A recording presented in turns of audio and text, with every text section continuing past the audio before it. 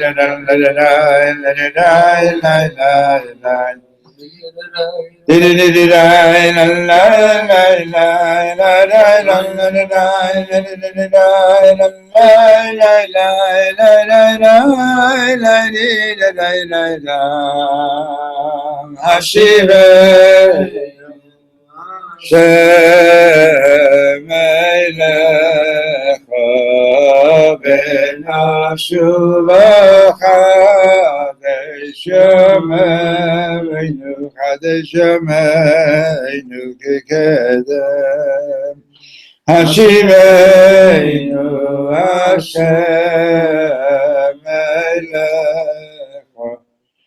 V'noshu Chadesh Yameinu Chadesh Yameinu K'kedem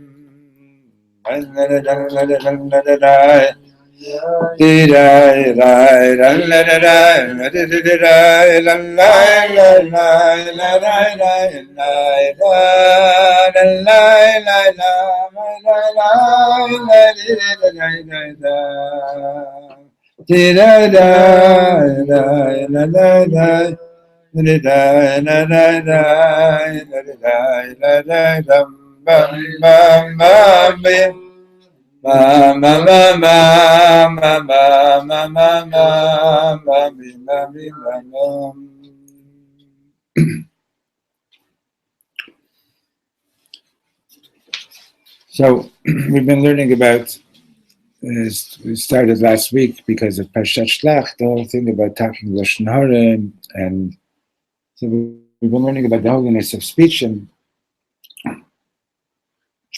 there's an old Yiddish story about there was a radio station was looking for an announcer, and Beryl decides he's going to apply for the job. Now Beryl, he stuttered, and his friend said, Beryl, you stutter, you're going to be a radio announcer? Anyway, he says, no, never mind. And he goes for the interview, and he comes out, and his friends say, did you get the job? He says, bunch of anti-Semites. They didn't give him the job.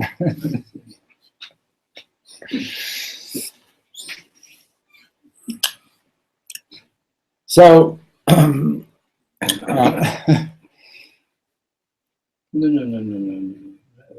I'm pacing myself. Okay. So we're on page Reish Ayin Zayin.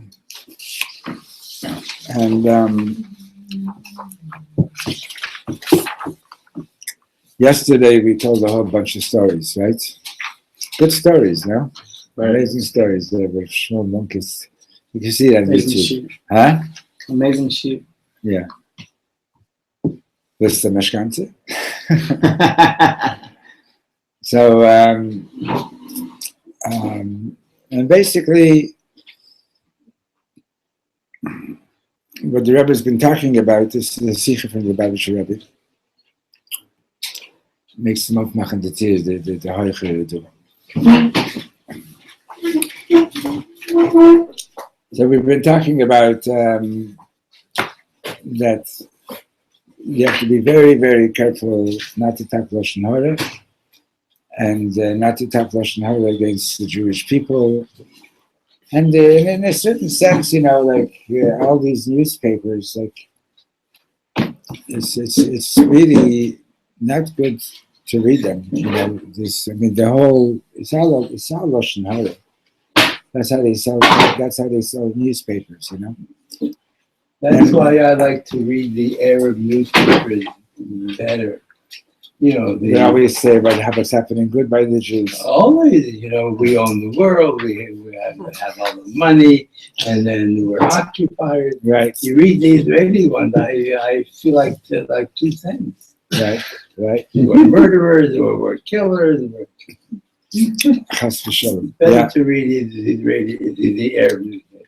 Okay, so he's going back to the pre-Nazi Germany period. That's an old Yiddish joke. Okay, so there's so much good to talk about. There's so much good. Why do you have to look at the negative? And besides which, speech is very, very powerful.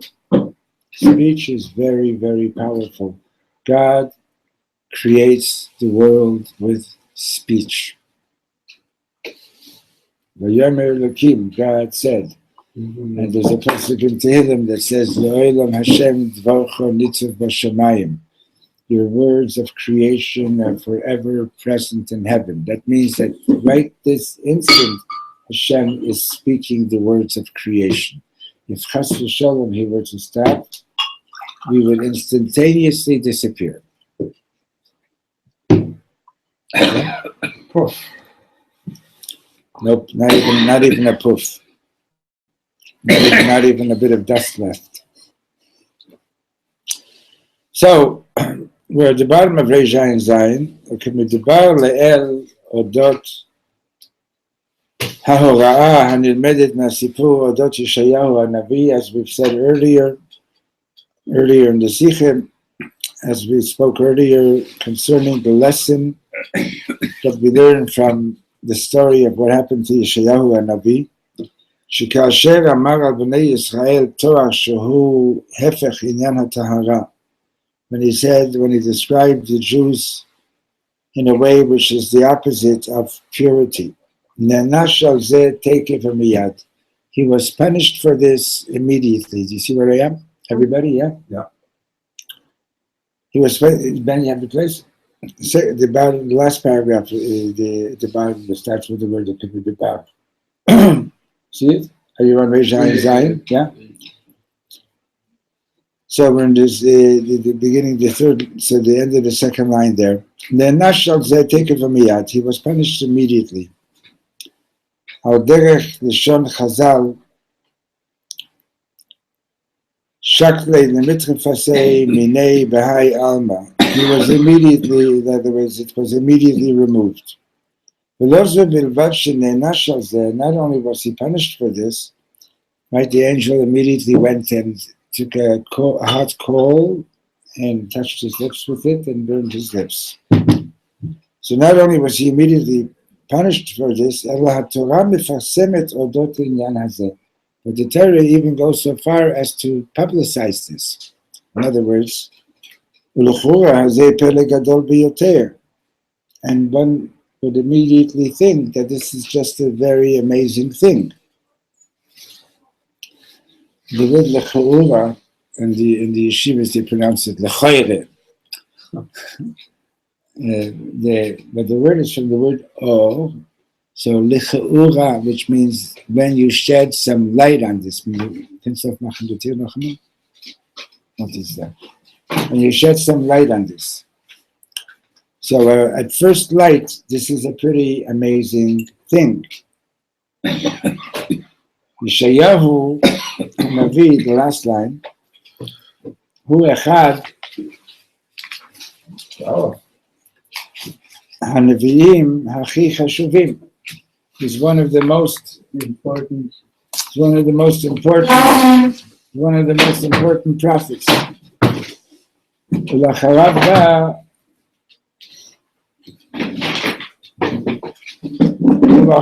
ba Yirmiyahu. Following Yeshayahu comes Yirmiyahu, Yecheskel, the Sha'ar Hanaviim, Achronim, and then the rest of the latter Nevi'im. David, Shlomo, Hayugam Nevi'im. The Gemara says that David and Shlomo were also prophets.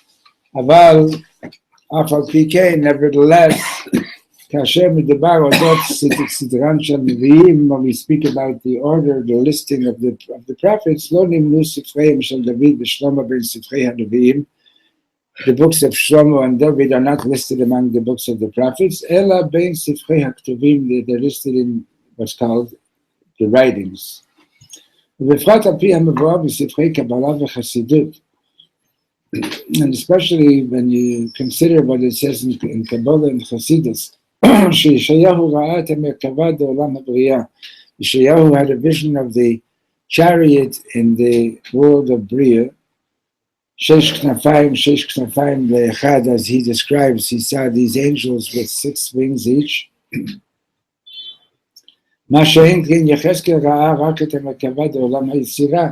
יחזקאל saw the מרכבה in עולם יצירה, which is the lower world. 4 כנפיים בלבד, and the angels that he saw only had 4 wings. ולחד כמה וכמה ונוגע לזכריה, and even more so in relation to Zechariah, שראה רק את המרכבה בעולם העשייה, whose vision of prophetic vision only reached to the chariot of the world of Asiya. So Yeshayahu is like the greatest of the Nevi'im Achronim, right? So he's saying, V'afal pikein, and even so, כאשר ישעיהו הנביא אמר על בני ישראל תואר בלתי רצוי, when Yeshayahu expressed himself in an undesirable way about the Jews, הנה למרות שתואר זה לא נאמר ברבים, even though he didn't say it in public, it was just between him and Hashem, אלא בפני הקדוש ברוך הוא בלבד, ולא באופן של אריכות ההסבר, and he didn't go into any details saying why he said that, ובוודאי שלא באופן להפך הנועם, and surely he didn't say it in an unpleasant way, אף על פי כן, nevertheless, מפרסם את התורה, the Torah makes it known, שישעיהו נענש על עניין זה. The Torah makes it known to all of us that Yeshayahu was punished for this, כדי שילמדו מסיפור זה, so that everyone should learn from this story, עד כמה צריכים להיזהר בכבודן של ישראל, how much you have to be careful with the honor of the Jewish people. נחמו. וזאת, גם כאשר מדובר אודות יהודים שעליהם נאמר בהמשך נבואה זו,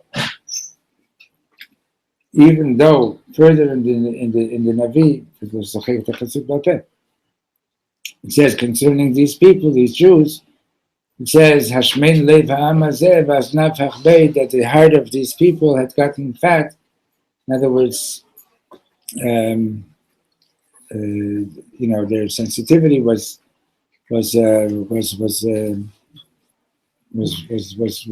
damaged. Vaznav hachbeid, and their ears are heavy from hearing, heavy to hear.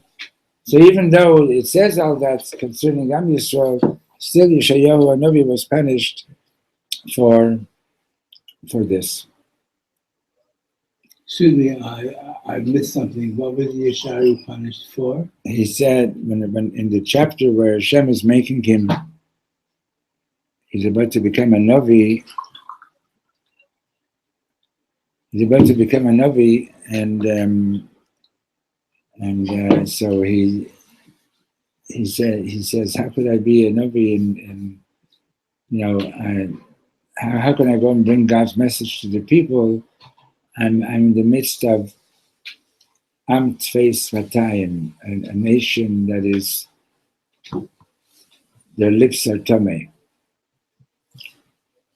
So just for that, the angel went and took a coal, touched it to his lips, and burned him for having said that negative expression. So when we first moved here, it was 93, 94, and it was the summer. It was the time that the Lubavitcher Rebbe passed away. It's going to be his Yortzeit this coming week, right? Gimel Tammuz. You guys are getting ready at the yeshiva, I imagine, learning all kinds of memorim and sichos. Huh? And then a few months later, Reb Shlomo was nifter. And I noticed that it didn't take very long that voices of separation in the community were getting stronger. And it was clear to me that when the Rebbe was alive and when Reb Shlomo was alive, that they basically provided or inspired the community in general to be more open to each other, to have more Ahavas Yisrael, right? That's what a real leader does, right? Like Chashevta Pam Lama Koim the Nasi. The princes of the Jewish people are called Nisi'im.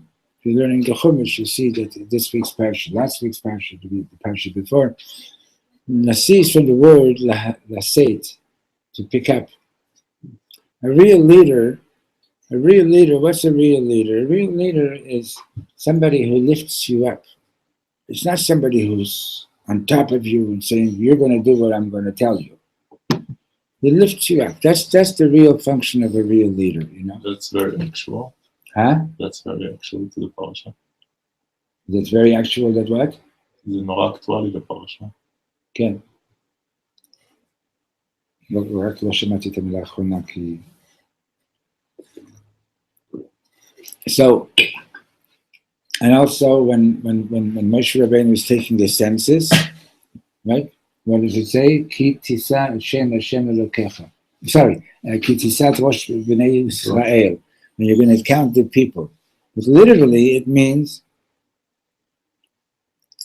when you will pick up the people. Right? And the Ishbitzer explains that usually when a census is being taken, when people are being counted, and which we're not allowed to count people by numbers, right? When people are being counted, what is the message that usually is given? Is that you're a number, right? The Nazis, they understood this very well, and that's why they put numbers on the arms of the Jews. They were saying, you're not even a human being, you're just a number, right? But the real avodah is to lift everybody up.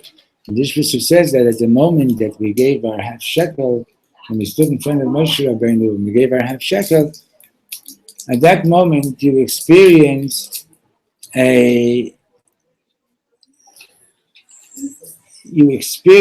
being elevated, and you realized that you are special and unique in this world.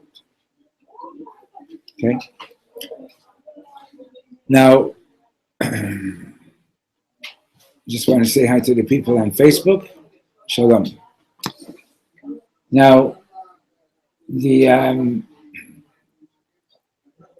everybody knows the third commandment by heart? Third? The third, yeah. Lo tisa Lo tisa Hashem Elokecha Lashav. And the Pashup Pshat in that is The simple meaning is that don't use God's name in vain. In other words, don't use Hashem in making a shvuat shav, a false oath. What's a shvuat shav? So, for example, let's say if I were to, what happened here? Why did it go off? I have to reset this, okay? Oh shoot! It's asking for a password.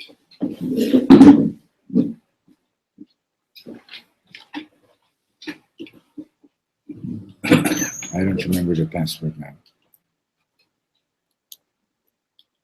התחלת בדיון. Huh? התחלת בדיון. Right, it's a good one.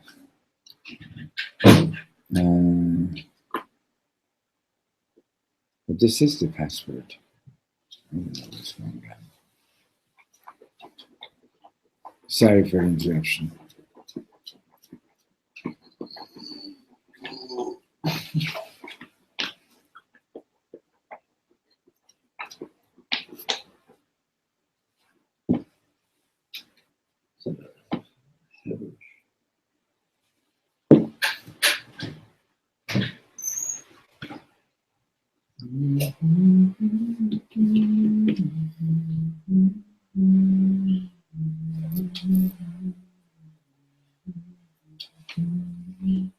If this takes me long, I'm going to just let it go.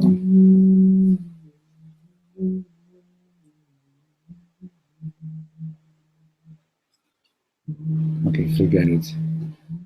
Okay, we're not sorry, Facebook. It ain't going to go. You can watch me on YouTube. Okay. Okay. I have to remember passwords. Okay. Let's say if I were to take an oath in God's name that this is a blue glass, right? Obviously it is, right? That means I'm using Hashem's name in vain because it's an obvious truth. Or if I were to swear to you that this is not glass, that this is wood, it's an obvious lie. So that's called shvuat shav. Now, the words Lo tisa Hashem Hashem Elokecha Rashav literally translate as don't carry Hashem's name Lashav in vain. So the Ishbitzer explains, what does it mean to carry God's name? How do you carry God's name? In what way do you carry Hashem's name? So he explains, like we learned this once. So he explains that Hashem is the creator, right? And what did Hashem give you? Hashem gave you creativity, gave you the ability to be creative. That's how you carry Hashem's name, through your creativity. So, Lo tisa Hashem Hashem Elokecha Lashav, don't let your creative talents go. Don't let them be in vain. Hashem gave you creative talents. That means you're meant to use them in serving Hashem. You can generalize that, can't you? That whatever talents you have been given, you should utilize. Yeah, that's exactly what I'm saying. Okay. Otherwise, it's in vain. In other words, it's a waste. Okay. Anyway, so getting back to what I was saying over here before, is that so I know I began. So when the Rebbe and Reb Shlomo were alive, they really inspired thousands and thousands and thousands of people to dream about something better, to dream about more unity, to actually live with more unity. But then, within a few months, the voices of division were getting louder, and they were suffering from it to this very day. So, Makara,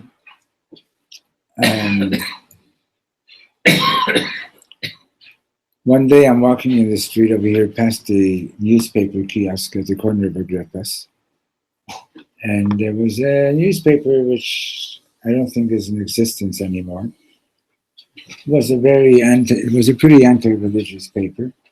And on the front page, it had a picture of some Haredim, sort of covering their faces with their hats, not wanting to be photographed. And the caption said, the Haredim, they don't say hello to you in the street. In other words, it's a pretty negative way to speak about a whole group of people.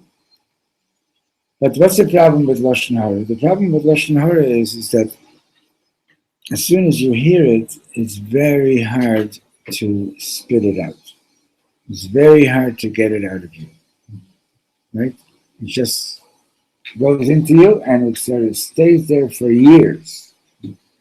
So as I walked by and I saw that headline, I didn't want to listen to it, but of course, I'm no different from anybody else. Maybe not totally, but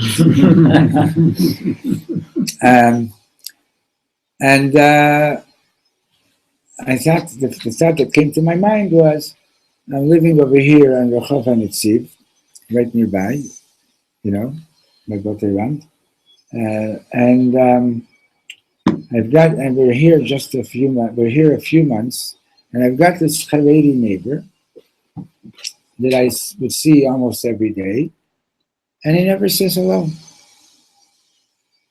And I thought to myself, give out, unfortunately, this is true. But as much as I didn't want to really think that way, once you swallow some Lashon Hara, it sticks there, right? Mm-hmm. Anyway, that summer was the unveiling for Reb Shlomo's Matzeba, for Reb Shlomo's monument at his kever. And we were living on Rehov HaNetziv, not far from here. And a whole bunch of people from across the world were coming to be here at the unveiling. And the Munawit, she should be well, she organized that everybody should have a place, all the out-of-towners should have a place to eat on Friday night. And Shabbos lunch, we were all going to eat together in Derova. And we were supposed to have 22 guests. And Friday night, the davening was at the kotel, and we didn't even really have furniture and tables. What I used to do is I used to go to the Nakolet, and I would get milk cartons, milk crates, and there were some extra doors in the house for some reason or other, and I would put down milk crates and use that and put a door on it, and that was the table. So we would have extra tables, and Judy told me that I'm supposed to bring home 22 people with me. So Netzach and Nachi were still young kids. They came with me to daven, and that Friday night the Shlomo davening was extra long. Not only did we have to sing every song that he ever made for anything in Kabbalah Shabbos, for every verse that he ever sang a song to, but even if somebody knew a song to one word, we had to sing it. If somebody knew a song to one letter, we had to sing it. Davening was over at 9:30, 9:35. And my son Nachi, who was like 6 years old at the time, or a bit less than 6 years old, he was running around the whole time. And as soon as he heard that we're beginning Aleinu, he comes over to me, Tati, pick me up, I'm tired. So I picked him up, and it took him 22 seconds, and he was asleep. So I told Netzach, take all the guests, walk home with them, because it's going to take me extra long. People are probably hungry. And tell Mommy that when you come home, that I said, sing Shalom Aleichem, make Kiddush, start the meal. Because I don't know how long it's going to take me. It was a hot night. Anyway, finally, it's like around 10:30 at night, and I'm finally near my house, and we lived at number 700 Siv. Now, number 700 Siv, the whole block is number 7. It's like an apartment building that lay down. lay down on the side, and everybody's number 7. Okay?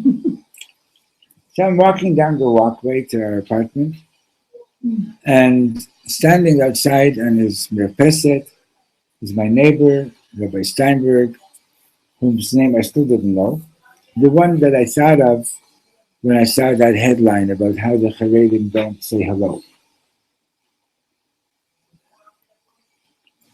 Standing on the Merpeset with his Rebbitzin and with a granddaughter, and he says, Good Shabbos. And I'm like, wow. After 8 months of living next to each other, he said, Good Shabbos. Amazing. So I said, Good Shabbos. And then he says, Ata brot. Are you Sholem brot? I said, yeah. And I'm thinking, wow, this is amazing. Not only did he say Good Shabbos, he even asked my name. Right? So I said, yeah. And who are you? Steinberg. Move over a bit then so I can see you. So he says to me, and I'm thinking, wow, Reb Shlomo, you're so amazing, the Shabbos of your unveiling, look at this, my neighbor is talking to me. And he says, Hayalacha Oreach, you had a guest here. So right away I'm thinking, oh yeah, I only found 21 of the 22 that I was supposed to bring home. I only found 21 of them. So I was about to say, so where is he? So he says, Halach kvar, he left already. I'm thinking, what? I live next door to you. What do you mean he left? What happened? So he tells me, now this guy was from England, which makes the story even a little bit more piquant. This guy decided, I didn't even notice this person. He decided it was too hot to go down to the Kotel. He knew that he's going to be eating at number 700 Siv. He didn't know me, I didn't know him. So he davened somewhere in the neighborhood. And after davening, he's looking for number 700 Siv. My neighbor, Rabbi Steinberg, was standing in the street talking to somebody. Rabbi Steinberg, Oliver Sholem, passed away a couple of years ago. He was a Yerushalmi wearing the golden capote with a shtreimel. He's standing in the street talking with another Yerushalmi with the golden capote and a shtreimel. And Mr. England goes over to them and he says, where's number 700 Siv? And Rabbi Steinberg said, it's over here. So Mr. English followed Rabbi Steinberg into his house. Rabbi Steinberg gave him a seat. They sang, they made kiddush, they washed, they had fish, they were having soup. In the middle of the soup, Mr. English is trying to understand how come this man is not talking to him. He didn't know a word of English. So finally, Mr. English says, Ata brot?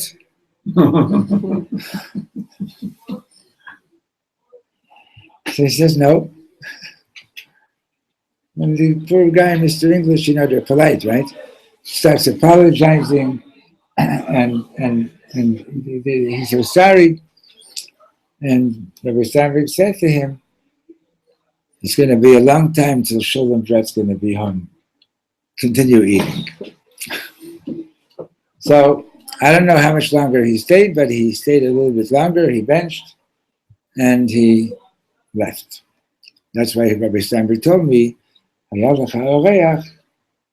had a guest here, and don't worry. Okay, so I'm thinking to myself, and this is the man that stupid newspaper says that these people are not good people because they don't say hello to you in the street? Shame. So he doesn't say hello to me in the street, but it was obvious to him that this man wasn't looking for his house. It was obvious to him that this man was looking for our house, right? But he knew that I wasn't home. So what did he do? He covered for me like a brother. So then I had 2 questions. One question was, so if he's so aware and so kind, then why doesn't he say hello to me in the street? The second question was, if it would have been the reverse, if somebody who was obviously his guest would have followed me into my house, would I have done the same? Would I have done the same? So the first question, I figured out the answer. The answer to the first question is that you're supposed to be learning Torah all the time. So how do you learn Torah? Even when you're in the street, you're supposed to learn Torah. So that's why you memorize a Mishnah or a verse or something, so that when you're walking in the street, you could be thinking Divrei Torah. Now, when you go into a Medrash, it's not a place, like when people are learning, it's not a place to go and say, oh, hi, hi, hi, hi, hi. People are learning. You're supposed to be learning also, right? So I realized that Rabbi Steinberg is probably learning all the time, even when he's walking in the street. And he figures that I'm also learning. So he's not going to interrupt me, right? So I told him one day, I said, I figured out why you don't say hello to me, because you're learning and you think that I'm learning also. But unfortunately, I'm not learning all the time, so you can say hello to me. And ever since then, until the last time I saw him before he died, from no matter how he, as soon as he would see me, he would take his hat and nod hello without fail. The second question, would I have done the same as him? All I could say is, I hope that I'll be on that Madrega one day, and that I will do the same. You know? You one time sat in Isa where the Babasha Rebbe Right. always said hello, with the first to say hello. To my relative. But also Rabbi Yochanan ben Zakkai in the Gemara lived to 120 years, and the students asked him, in what marriage did you live so long? And he said, all my life, nobody managed to say hello to me first. I was always the first one to say hello. But surely not all Haredim are that way. Not all Haredim. V'amech kulam tzadikim. Okay? Some are All the heathen are righteous people. Yeah. Did you say hello to him all the time? I would look at him, but there was no eye contact. You know. Anyway, so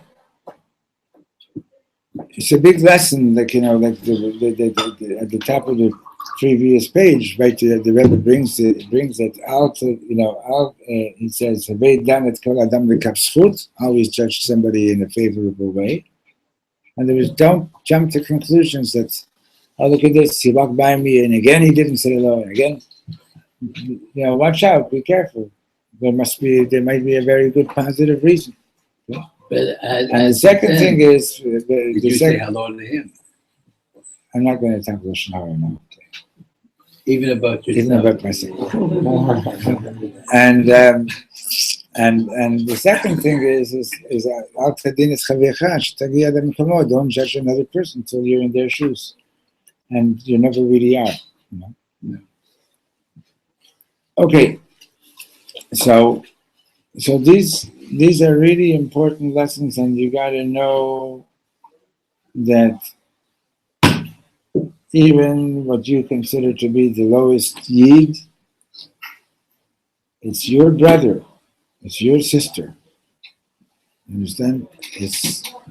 My brother is the lowest yid? No. The lowest yid is your brother. My brother is pretty good. I know. Every one of them. It's V'amech kulam tzadikim. Now, Reb Shlomo, for example, I once was told, when he'd get into a taxi, and I don't know if like one of the things that I had to overcome over here was learning how not to get into arguments with taxi drivers. Baruch Hashem, I've learned my lesson. And you get into a taxi, first of all, the guy might be sitting without a yarmulke, this and that and so on. The guy might be a bigger Talmud Chacham than you. Mm-hmm. may have learned in yeshiva and they know a lot of stuff. In politics, there are Anyway, you can start, if you respect the person and you live with Azamra, right? And you focus on the good in the person, they're going to shift into a positive space and you can have the best discussions. And it doesn't matter, you might have to start talking about sports. You might have to start talking about this, about that. But very soon the conversation shifts to Avodas Hashem, how to serve God. And furthermore, when Reb Shlomo was getting into a taxi and he'd see that the guy really didn't have much substance, he would say to him, "Listen, I'm going to give a concert tonight. I need some good jokes." And the driver would say, "Oh, I got great jokes for you." And they would be so happy, and he'd mamish make them besimcha just by asking them to tell them jokes, you know. So when I get into taxis nowadays, and if I see that the driver is like of an age that he could have known Shlomo or could have been at a concert, I ask them, did you know Reb Shlomo? So some of them actually had the opportunity to have driven him around. But it's hard to find a single Jew who doesn't know at least one of his sons. That's amazing. Okay. So what was his big thing? His big thing was, there's so much positive, right? He would say to everybody, you're the best, you're the greatest. There's so much positive. I told you the story, I'm sure I've told you the story, but maybe you don't remember.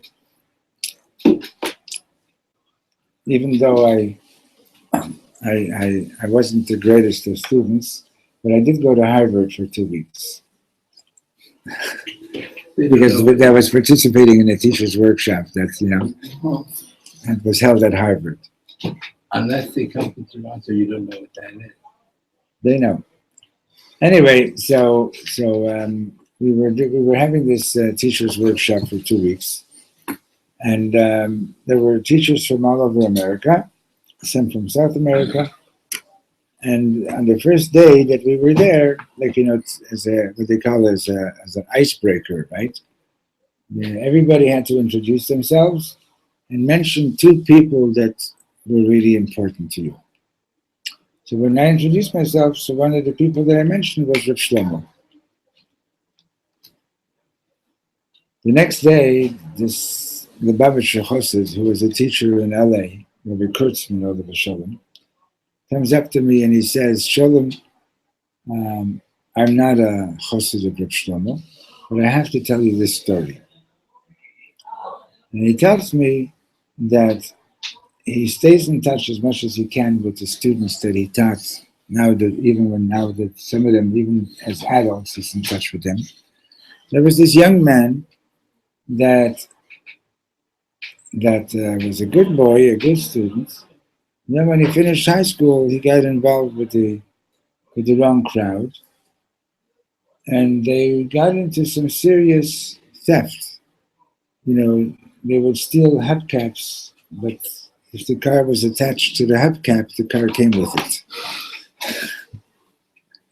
How do you say hubcaps in Hebrew?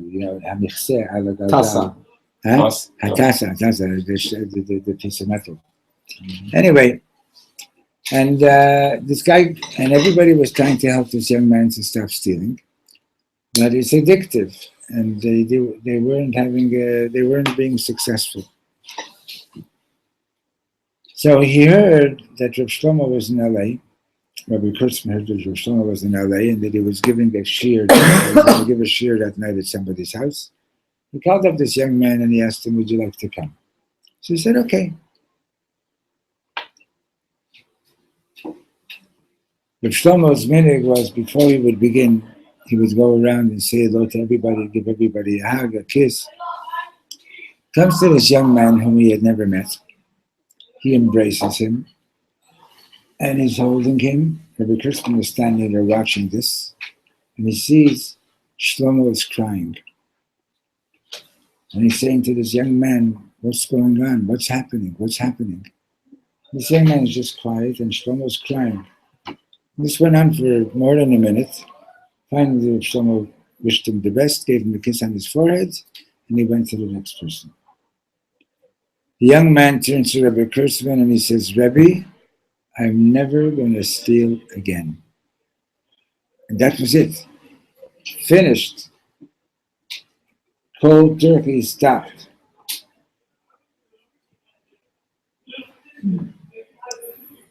Mufsim, was this miracles that Shlomo did? Well, you could say so, but it's explainable. But Shlomo always focused on the good in the person. And he didn't say to this guy, how could you do, he obviously sensed that this guy's not in a good space. But he didn't say to him, how could you be doing this? What's wrong with you? Da-da-da-da-da-da. He felt the pain of this man's neshama, and he cried with it. He cried with this man's neshama that was crying. He cried with it.